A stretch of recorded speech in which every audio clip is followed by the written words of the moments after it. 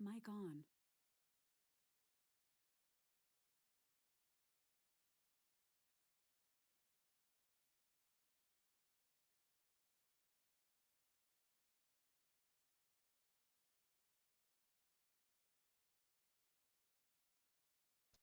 To be adjusted enough. Looks like mic's on. The lighting is left much to be desired, but if I move back, it makes my face really dark, so I'll try to be a little closer if possible.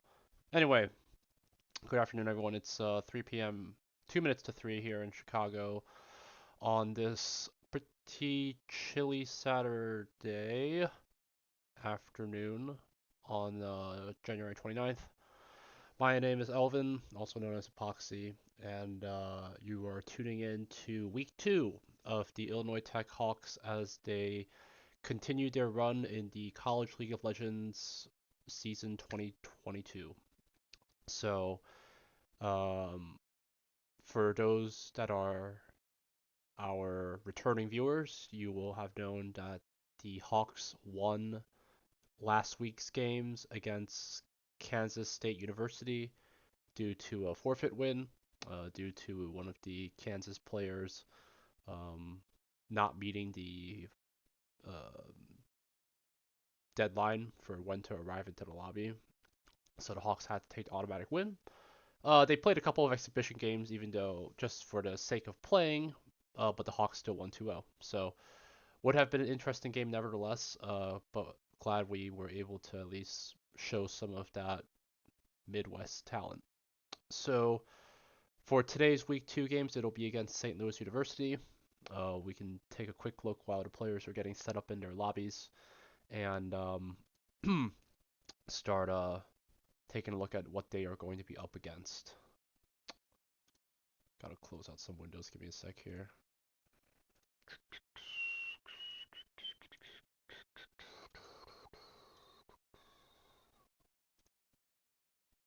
And that should look good enough. All right, I've made a couple of edits here. Um, I was watching my replay videos, and it seemed like the in-game sound was like really, really loud compared to my voice. So I adjusted it just a bit. Hopefully, it fixes it. If not, I'm sure the chat will let me know. Um, but let's give it a shot. So, um, I guess I'll use slideshow mode. All right. So again, 29th, already almost a month in of the year. So against SLU Esports, St. Louis University. We've already touched on this, but for those that are new, this is part of the North Conference here that Riot has organized in terms of competition, where these college students will be competing in a 6-week Swiss format regular season with the 6-0 and 5-1 teams that are performing uh, well, moving on to playoffs. In addition, there are a number of partner conferences that a lot of other schools are a part of that will also be joining in the fold. Uh, in the end, pretty much around that late, early April, I think time frame is usually when they have the conference playoffs with all of those schools that will continue to advance to that top 32 bracket. And then from there, you have scholarships that are being available for those top 16 teams. The top 8 teams have the opportunity to perhaps fly all the way to the LCS studios for an in-person final event. Due to COVID and whatnot, though, that may or may not change just based on the availability from Riot's side. And in any case, though, there are opportunities for players to, keep playing even after the 6 weeks with events like the TiVo Cup that has lots of that offers just some RP for a consolation prize. In terms of the timeline, again, we are now currently on that second line where season has started, and we're going to have those 6 weeks of games. This is week two, so regardless if the Hawks, you know, have their two losses early or not, I'm sure that they'll still play all 6 games admirably. So we'll be doing our best to get a cast in for each of these. Let's go over the roster here for the Hawks. I believe it's the same one as last week's. It's going to be Joseph Haskins, Average Joey in the top lane. Their captain, David Federavasius, biggest big boy in the jungle. Thomas Wagner, the swag turtle in the mid lane. Jacob Boach, movie in the bot. And Heather Worth, Fiordaporo as support. Um, they've got their sub, Louis, TBH, not gonna lie, Cruz, and a couple of staff members here with Juan Bojorque and Andrew Kim. So we've already gone over in terms of how the varsity season team has been performing for the fall. They had a pretty good run in a pre-fall tournament hosted by Battlefy, where they did a pretty spanking job in the group stage and then went 1-for-1 in the playoffs. As we mentioned before, their win against KSU has them currently right now standing 1-0 in the Battlefy 2022 season, and we'll see if they can continue it with another win against SLU here. In terms of St. Louis University, this is taken from a league wiki in terms of their lineup. Top laner, they've got Cozy, jungler, Maddie, mid laner, Strompez, Doxa in the bot lane, T-Sum as support with Zaga as a sub, and Andy Bendy as another sub. We've got some stats here on the players. Joey is a third year studying computer science from Portage, Indiana. I won't take too much time to go over all of the extra facts just because I think almost all of the players are in their lobby. Yeah, so they're nearly there. Thomas Wagner, a first year computer science as well from Anaheim, California. David Federavasius, computer engineering, this time from Schaumburg, Illinois. Jacob Boach movie studying AI from Gurney, Illinois. And then Heather Worth Fiordaporo studying chemical engineering as a fourth year from Homer Glen, Illinois. Excuse me. And then last we've got Louis. No facts about him yet, just because we haven't seen him on the roster yet, so I don't think he's had time to bother filling this out yet. All right. So I realize I've actually got to make a couple of changes here since I haven't bothered to fix up my slides since last game. Give me 1 second. St. Louis University. And both teams. Oh no.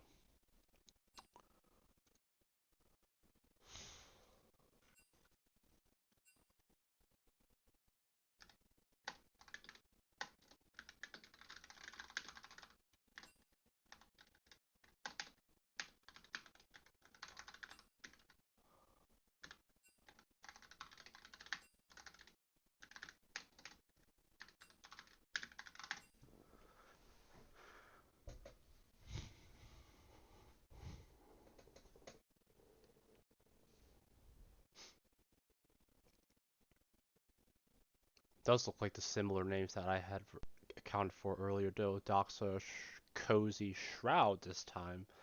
Maddie, and there's Strompest there. T-Sums over there. Looks like they've got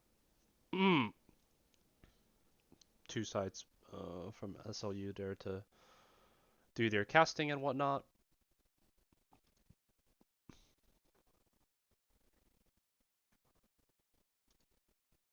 But hopefully we get their games on the way. You know, in terms of what I remember for the research, let me take a sec to check to see what seed was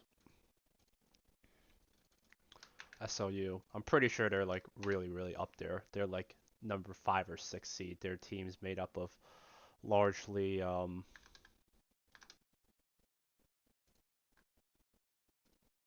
masters and whatnot, whereas IIT's team is pretty young, 3 first years, so they've got I think like a couple of diamonds, couple of high plats, so Not to say that that can't lead to, interesting results and interesting play styles. A couple of YOLO dives could lead to some early kills, but, maybe Hawks can make it worth their while and pull out an interesting victory here or there. Um, if we take a look at, I guess I can just keep going to the basic screen just so you guys can see what I'm looking at. Looking at uh, SLU's performance last week against the Morehead State Eagles. SLU handily taking it with a 2-0 with a dominating game one with 45 kills to 44 kills to 5 in a 17-minute game. That's a very scary LeBlanc, very scary jungler. Getting a Caitlyn that far ahead. Look at that 28% of team damage. That's some large plays. They're just going to keel over there, even with this kind of tanky comps that they have available. Not even item finish for my poor mid laner. Or any of their guys, actually, as a matter of fact. So that was a dominating performance. And then if we look at their game two, not too much better, actually. Faster time, less kills, which is technically what the speed run is needed. I heard some teams talking about it in the CLoL Discord about how like they experienced having five of their opponents all taking smite, and this is in an effort, right, to be able to take the victory as fast as possible. It's like a speed run kind of thing because it helps. It's actually um, a method in order to determine tiebreakers, which has been a pretty highly debated subject. But I digress. All right, good luck from Lol Maddie. I think one of the guys on SLU's side, but games are getting underway. Picks and bans are getting underway. I can put in some side music on the meanwhile while I wait.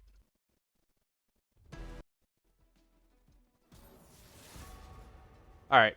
So I think my mic is better now this time, and I don't have the league music taking up too much uh, volume. But if it's getting too much, just let me know, and I'll try to fix accordingly. Okay. So it will be SLU here on the blue side here with the first picks. They're gonna get some bans out of the way though. Looking like once again Yumi being removed from the board just as their opponents, IIT's opponents last week, KSU had also taken away. They're also going to get removed the Volibear. So that's probably something that's aimed towards Joey or Big Boy. Meanwhile, IIT confirming now that they do have the same comp as last week with Average Joey, Big Boy, Swag Turtle, Shmoovy, and Poro. They're going to get rid of the Akali. They're going to get rid of the Caitlyn. Looking at that 44 to 5 kill Caitlyn that we had earlier, that I saw earlier on their Battlefy record for SLU. That's definitely a lot of harass, something that's not very fun to deal with for sure. But uh, SLU will respond with the Corki mid ban, and as they must have seen from the Swag Turtle being a top 7 Corki NA player with some of those pretty bold plays that we saw against KSU last week, which by the way, if you have not seen, feel free to take a look at our YouTube channel, which we have the VOD uploaded from their exhibition games that they played last week. Nevertheless, IIT still diversifying their bans. They're going to actually go with a Rise ban there. That's got to be focused against Strompest as well. So taking away a couple of those big players that we saw in their last week games, but if it's anything with Master, team, taking away the one tricks is nice, but they should be flexible enough to throw around their weight, on the Rift regardless. So first couple picks going to come through. It's going to be Cozy Shroud picking up the Renekton. And that's got to be Renekton top, I assume. But IIT instead will go for their bot lane and jungle picks with the Jinx ADC there for Shmoovy. And Biggest Big Boy will go back to that comfort pick with the Xin Zhao. So Xin Zhao, a lot of playmaking potential. We saw him have a lot of initiation against KSU. So it's definitely a reliable player here, a reliable roster pick for IIT in terms of what they know in terms of the rules of engagement.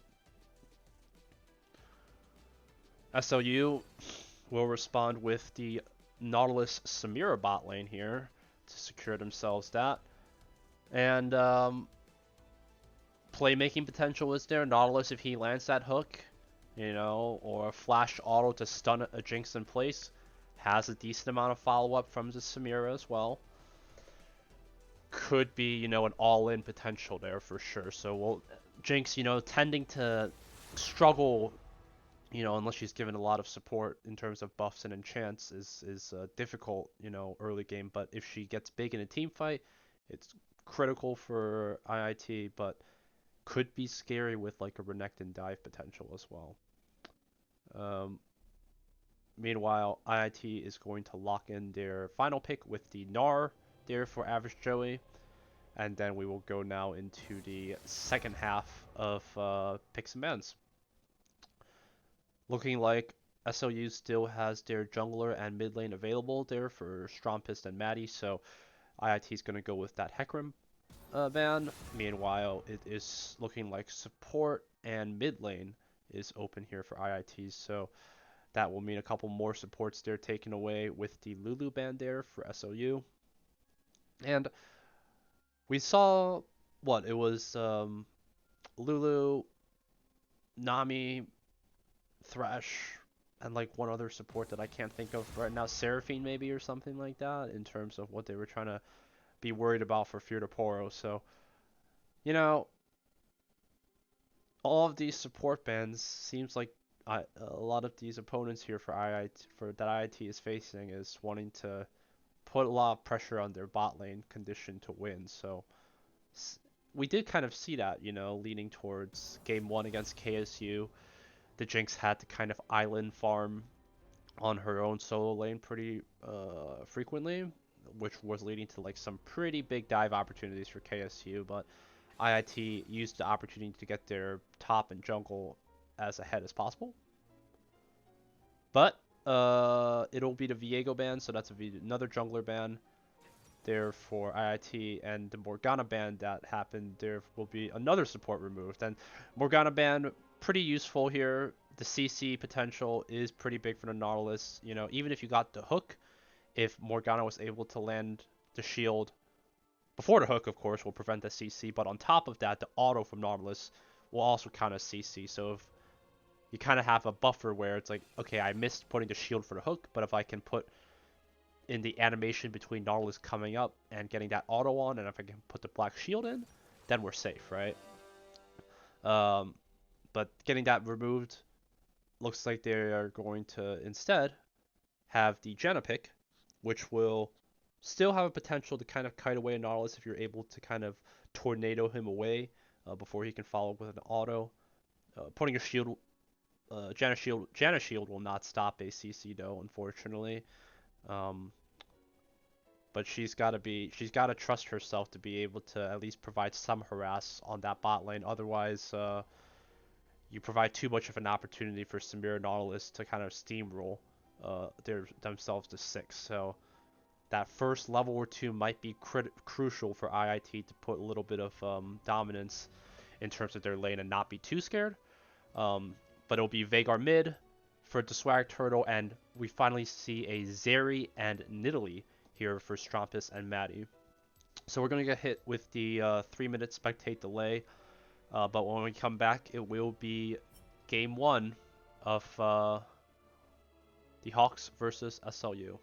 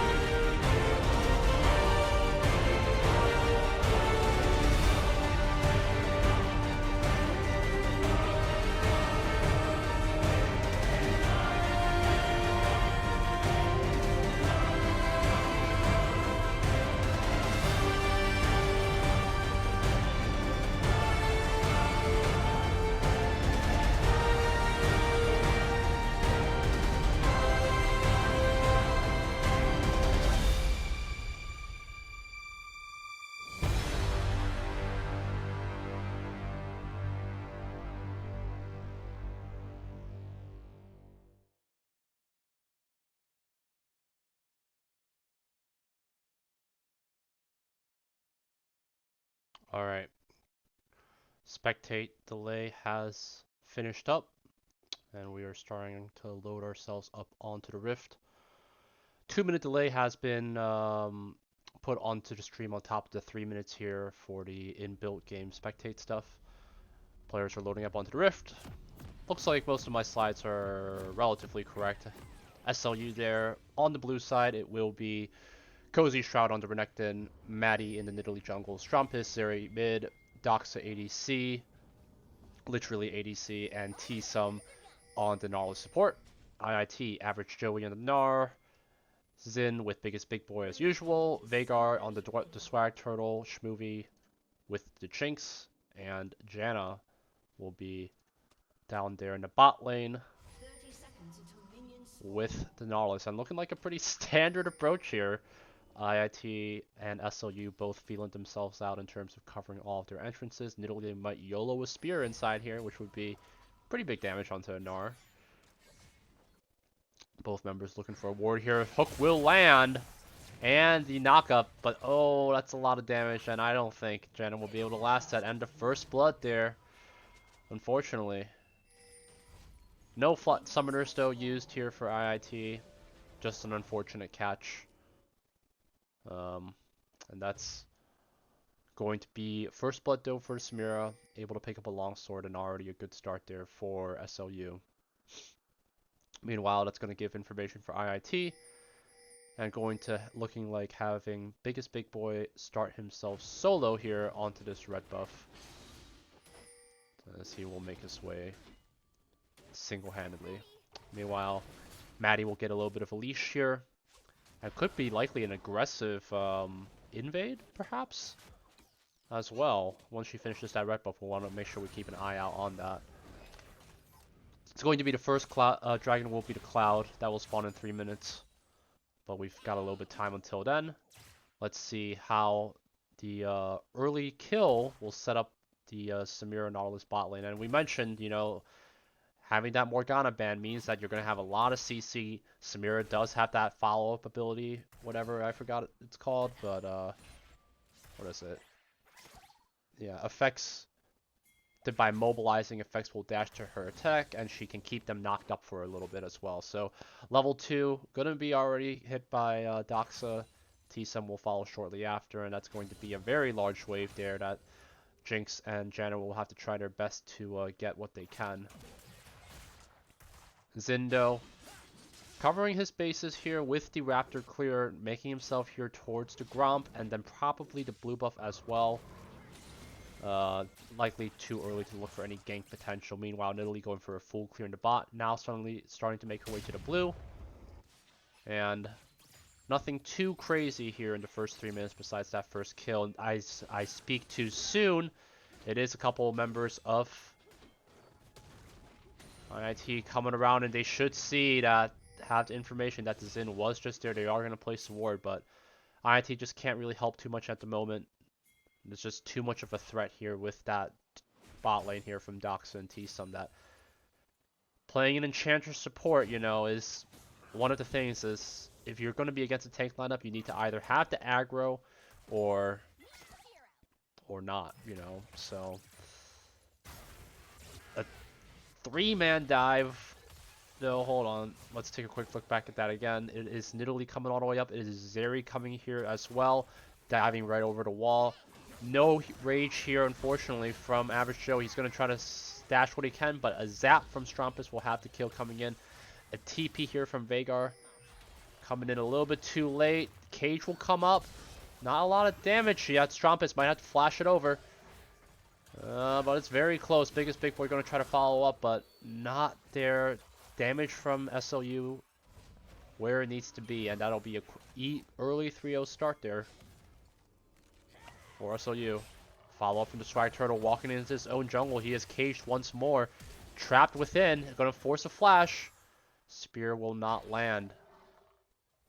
And SLU continuing to be aggressive.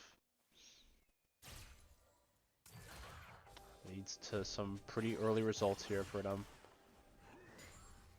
IIT just, unfortunately, a lot of lane pressure that they're facing on all sides.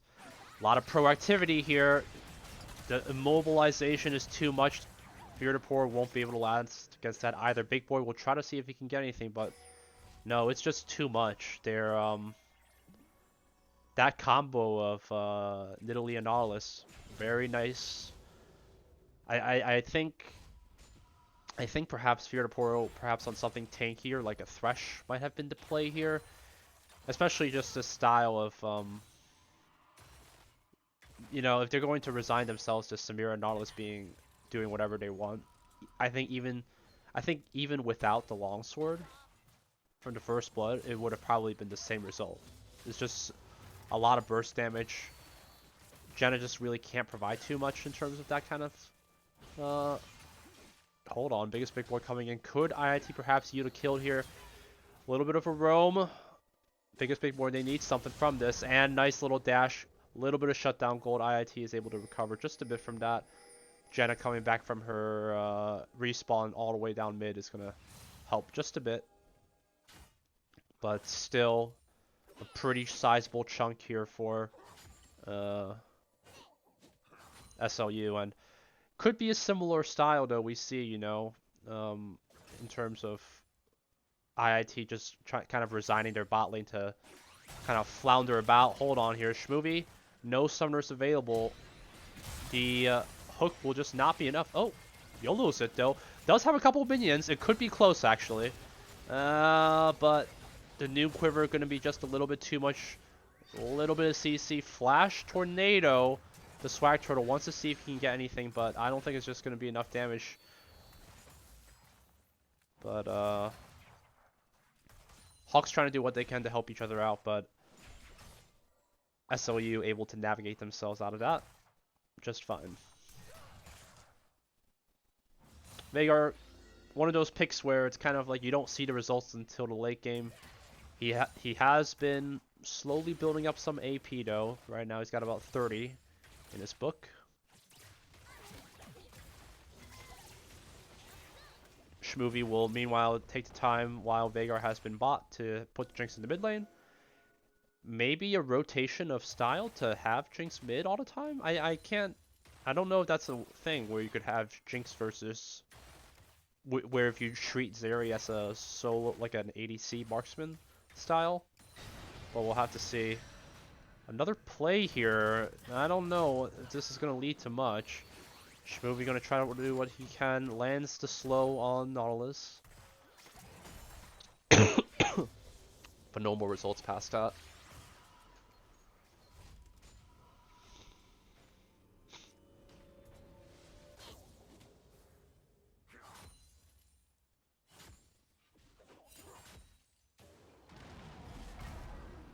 Haven't talked about top lane island too much here.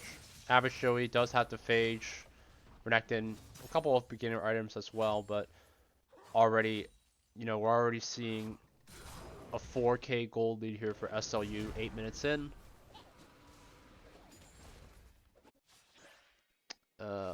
And so try to see what they can get back.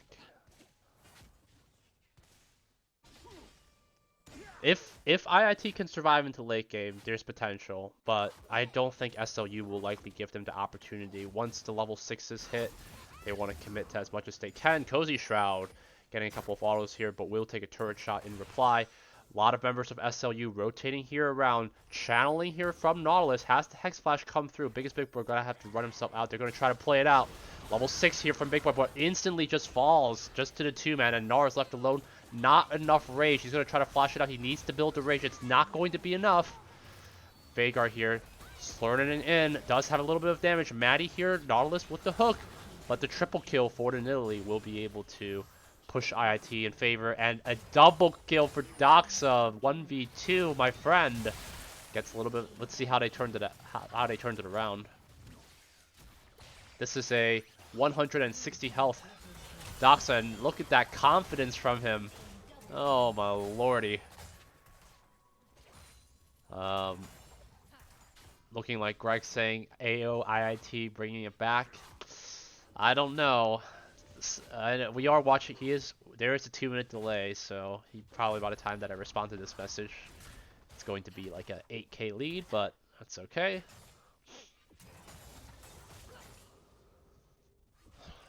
Yeah, Doxa. Nice little play there. Able to get himself out of that. And yeah, you just... Janna can provide no utility against a Samira. You know, she doesn't provide any CC to stop her from an ult. You know? Her only ability to do for Jinx would be to buff her when you have a big team fight. Hold on, why is it... Okay, visually, I swear it looks like Zin's floating. Like, it does not look physically like he's walking on something. Is that just me? Maybe it's just me. Anyway. First dragon, though, still available. Is the Cloud Dragon. A little bit of a dive here, though. Hook here will land from Janna. Not even level 6 yet, though. Just no damage currently whatsoever right now. And I apologize for the cough. I actually just recovered pretty much from some sort of bug I caught over the weekend. Had a fever, sore throat for a couple days in a row. It was pretty tough. Anyway. IIT gonna venture themselves out. They're gonna have biggest big boy C in here. Can they go for another here? Exhaust will build a little bit of time, but the ultimate is, I don't know, barely enough. 900 shutdown gold for T-Sum. 900 shutdown gold for the Xin, excuse me. But SLU continuing to find ways to respond. Spear will land. A selfish play from biggest big boy. Or at least, I don't even know if Janna could have body blocked it, honestly. Shmooey gonna try to see what he can get. First tower there falling in Zeri's favor. The Ignite looking like it was able to finish off the Veigar. IIT with a couple kills on their plate. Not something to be too sad about. Did have some shutdown gold there. Janna shutdown gold is huge. Xin definitely can benefit from it as he's like one of IIT's main playmakers, it looks like. And taking a look now, though, at 11:30, let's just take a quick glance at the gold difference, you know. That's a 1.8 there for the Renekton in favor. Xin not too far behind, only 300. Pretty big gap here with a 2.5 on the mid, 2.8 on the bot, and we don't talk about support gold leads because it's irrelevant. Flash play here. Look at that follow-up. Maddie confident in being able to have that nice little follow-up right after with the spear landing and the flash to put him in auto with that leap range plus the empowered Q. Strumpus going to try to see if he can get anything. Slow will land. Can he get any more? Flash play here from biggest big boy to try what he can get. Dodges Nidalee hook. Does not have the ultimate just yet. It is very close, but Zeri will be able to hold herself off. Follow-up just not there from IIT right now. Ultimate from Jinx will not land either. Renekton using a flash earlier, it looks like, to get himself out of a play perhaps, but Rift Herald being used there to bring down now the first and the second tier bot turret. Turret might buy a little bit, but were they expecting that flash play? Excuse me, Hex Flash from the Nautilus. Nidalee here to follow things up as well. Oh my god, Maddie, you beast. Threads the needle in. Biggest big boy, you will not have the damage to help out against that. Maybe by a little bit of reflection. Empower Q, Maddie being bold here. If IIT can return, this could be big. Doxa with the heal. Veigar ultimate, even not enough. Jinx gets excited for a little bit, but the spear will once again land. And this is 5 members of IIT there. And not able to do much against that. Couple kills still coming out in their favor, but this is definitely going to be almost a self-assured victory here for SLU. Just not enough damage. They don't really have the tools to go in. They still want to try something though. Flash ultimate? No, not available for the Gnar either. Janna might be able to save just a little bit. They're going to try it. Sun will land, ultimate will land, so takes a little bit of a decent amount of resources, a 4v1, a 5v1 pretty much, in order to get a kill across on the map, but a kill on the board, excuse me. The Swag Turtle will have the cage. Shmooey gonna try to do some empowered rockets, but Not really too much in terms of layering the abilities. They should try to put the Jinx stuff down. Xin gonna be caught though. No flash available. Dashes right into Nidalee's jaws, and already now just the tier 2 top available. And IIT tried their best here, but this is likely going to be probably the last tower falling in their favor.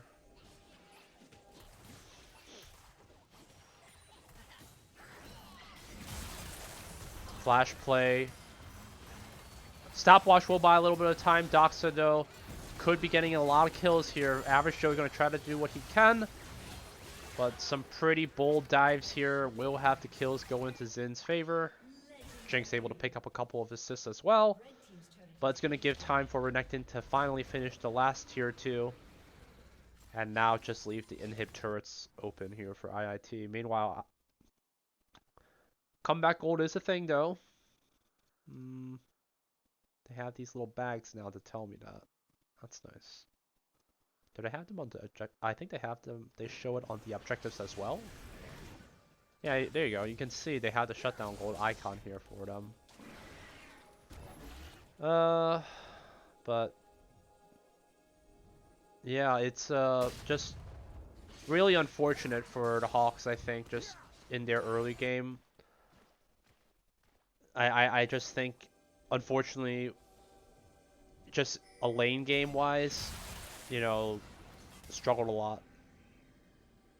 T-Sun missing a point blank hook is not something I would expect, but regardless, he wouldn't have had any follow up anyway. All of their laners were in other places. There will be a scuttle to keep a little bit of vision as Nidalee gets her second Rift Herald here, but Xin caught between a rock and a hard place. Samira will pick up that Wolf. And as they're pretty much shut out of their own jungle right now, IIT with limited vision, biggest big boy going to try to do what he can see. Strumpus going in, lands a slow or two, but that's all we'll see right now. Xin will make a return back to his base, and flash play here from the Nautilus will be able to have Average Joey holding on by a miracle. Flash play here from Doxa. They gotta try to see if they can capitalize on that. It will be able to, the ultimate being used for Veigar here to finish it off, but always something to respond with will be Cozy Shroud and the Rift Herald taking off the second turret, inhib turret, with the mid also falling as well. Biggest big boy will be munched up by that Nidalee, and looking at likely the game 1 here finishing pretty soon. Maddie taking a decent amount of damage, but it's only the Jinx left on her lonesome right now. Oh, rocket to the face will have her land some shutdown gold, but too little too late, unfortunately. Just one more turret here available. They're going to try to do their best to hold on, but it's just not going to be enough, unfortunately, for Shmoovy. Biggest big boy will try to do what he can. Flash initiation, forcing Strumpus to flash out as well. Avishor is going to try to see what he can do. He does have the ultimate available. A little bit of CC falling a little bit out of place. IIT just on the edge of their necks, able to possibly get it out, but that's a pretty big shroud there. And IIT barely able to hang on by a thread to be able to get the kill. Hold on, Doxa still here in play. Flash being used. And this is now a 2v3 potential. Doxa going to try to do what he can. Nice little bit of security. BT here available as well. Gets the knock up and another ultimate. Has a couple more kills going over to IIT. But, you know, 18 minutes in, 2 inhibs down. The final inhib tower about to fall. Or at least pretty darn close. Could still likely mean that, you know,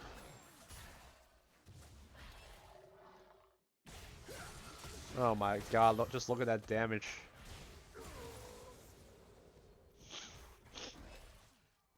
I know they tried to ban the Hecarim, but honestly, I feel like having Hecarim up versus a Janna, excuse me, is much better than a Nidalee versus a Janna, because you can't really do much. your shield is laughable against Nidalee damage. And like you only get one shot from the spear, whereas like with Hecarim, once he finishes charge, he doesn't have too much playmaking potential. I don't know. I think a tank here, a tank support might have been better. I think the angle IIT might have been going for was like trying to just like hold on, buff up the Jinx when they need to, because you can see in the playmaking potential, like they do have the opportunity to do it. Couple of stuns here, average Joey. Big here, 2-man ultimate will land, but they're going to be a trade of top laners at the moment. Stromp is going to try to do what he can. Going pretty big here. Landing some pretty good damage, but this is an open Nexus right now. It's just kind of a matter of time before they need to clean it up. Landing whatever autos that they can.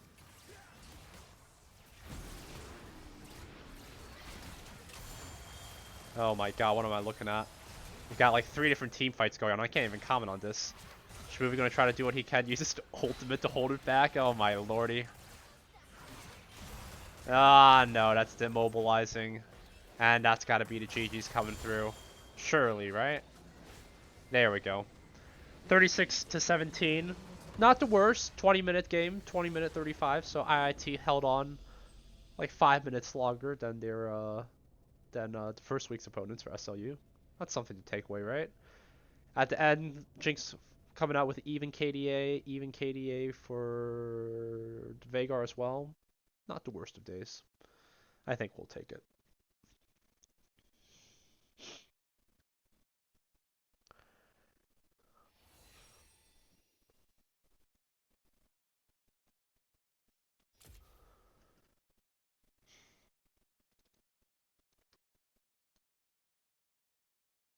Alright. Client might take a second or two to pop back up.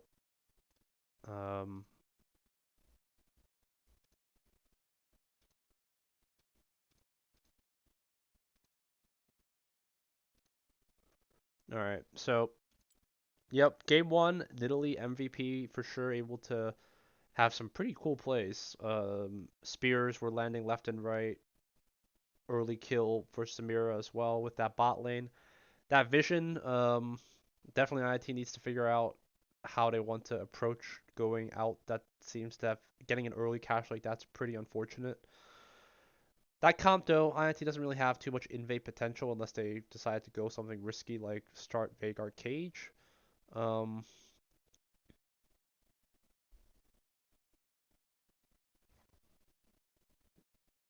yeah, I mean, I think it was just just mostly outmatched, and then a couple of poor performances in terms of macro just kind of snowballs itself into kind of a stompy performance like we saw there with the 16k gold lead from SLU.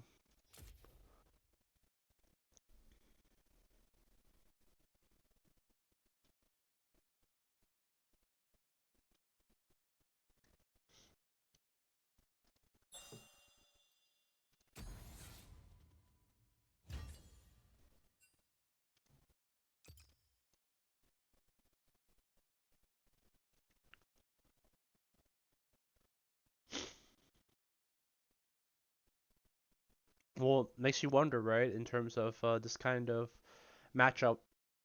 Seems like IIT needs to rethink in terms of their picks, perhaps, or their bans. Uh,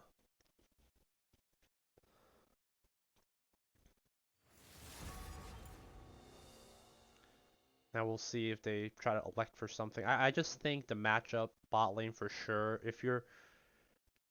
I just don't know if I agree with Janna being a correct pick against the Nautilus Samira, because you saw that Nautilus Samira was picked in the first pick rotation.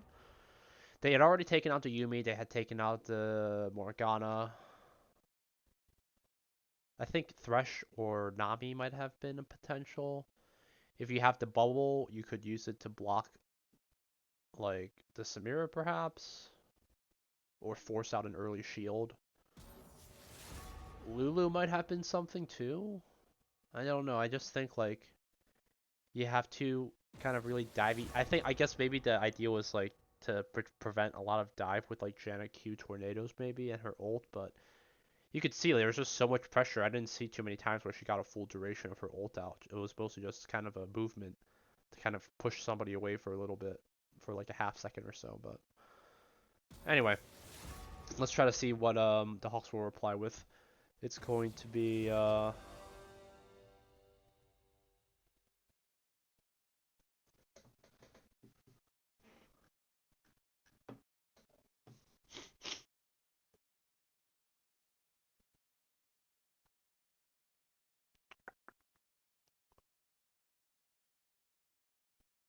put on a little bit of side music while we wait.